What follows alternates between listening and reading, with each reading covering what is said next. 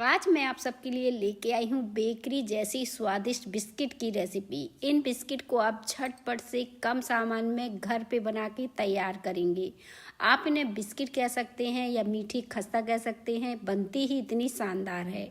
तो देखिए, कम सामान में बहुत ही इजी रेसिपी है। आप इसे झटपट से घर पे बना के तैयार करोगे और महीनों खाइए, ख़राब नहीं होंगे। देखिए, देखने में बहुत ही खूबसूरत सी बनके तैयार होती हैं।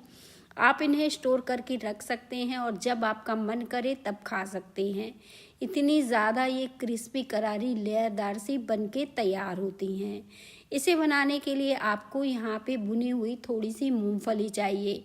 देखिए, कुछ छिलका इस तरह से हमें उतार के इसको तैयार कर लेना है। अगर आप मूंगफली नहीं डालने चाहते हैं तो यहाँ पे थोड़े से आप बारीक कटे हुए काजू भी डाल सकते हैं इन बिस्किट को बनाने के लिए। मैंने यहाँ पे मूंगफली का फ्लेवर दिया है, तो मूंगफली को क्या किया है, इसे इस तरह से छीलकर तैयार किया है, क्योंकि इसका लाल वाला पार्ट हमें नहीं चाहिए। इस तरह से सफ़ेद वाले पार्ट की ही हमें मूंगफली तैयार करके रखना है। तो सारी मूंगफली को कुछ इस तरह से साफ़ कर लिया है और ये भुनी हुई मूंगफली है, ताकि जो बिस्किट में ये इसका क्रंच आए वो बराबर आए। तो यहाँ पे एक कढ़ाई या पैन ले लीजिए आप, जिसमें भी आप बनाना चाहें। आधे कप चीनी में आधे कप ही पानी डालना है, इससे ज़्यादा पानी नहीं डालना है। चीनी को हमें घोलना है, कोई तार वाली चाशनी नहीं बनानी है, इस बात का भी ध्यान रखना है। 2 से 3 मिनट में ही आपकी चीनी अच्छे से घुल के तैयार हो जाएगी। आप इसे चला दीजिएगा। साथ में मैंने डाल दिया ये घर का बना इलायची का पाउडर 1/4 चम्मच।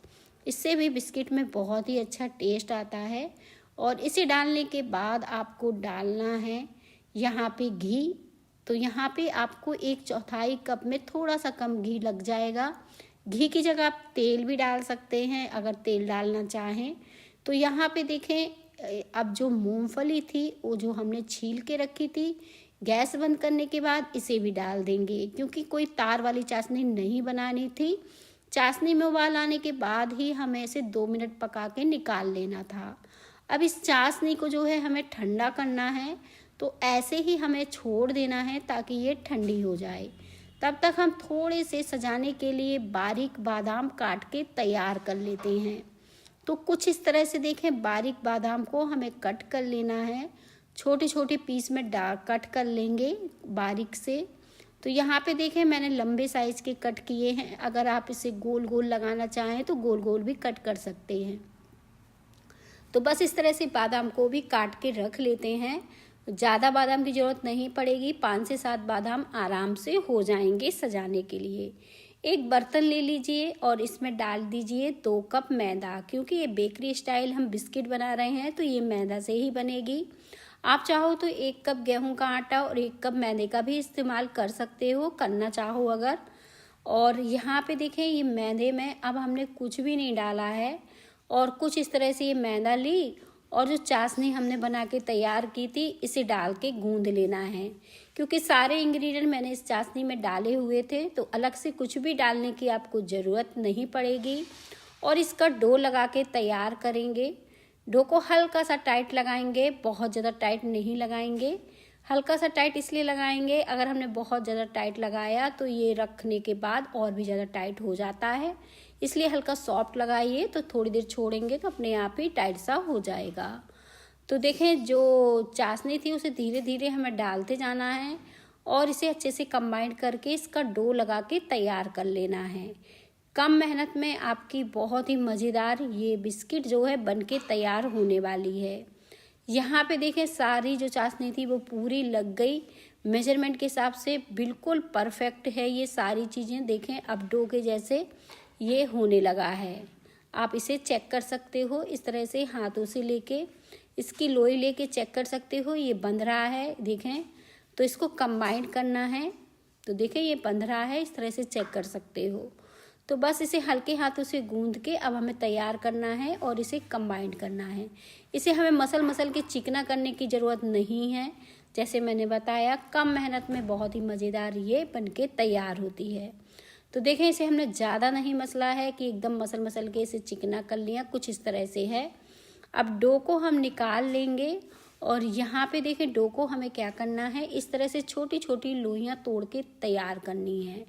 इन लोइयों को हम बहुत ज़्यादा बड़ा नहीं रखेंगे, छोटी छोटी इस तरह से तैयार करके रखेंगे, क्योंकि ऐसा करने से एक साइज़ की हमारी बिस्किट बनेगी और बिस्किट बहुत ही शानदार बन जाएगी। तो बस इस तरह से मैंने कुछ लोइयाँ बना के तैयार कर ली हैं। अब हम क्या करेंगे, इस तरह से लोइयों को साइड रख देंगे और थोड़ी सी लोइयाँ ले लेंगे बिस्किट बनाने के लिए। हाथों से थोड़ा सा इसे सेप देंगे, क्योंकि इस तरह से तोड़ने के बाद ये थोड़ा ज़्यादा ही फैली फैली हैं, बहुत ज़्यादा चिकना नहीं करना है। देखें कुछ इस तरह से थोड़ा थोड़ा सेप दिया और इसे पेड़े के जैसे दबा के थोड़ा सा चपटा कर दिया।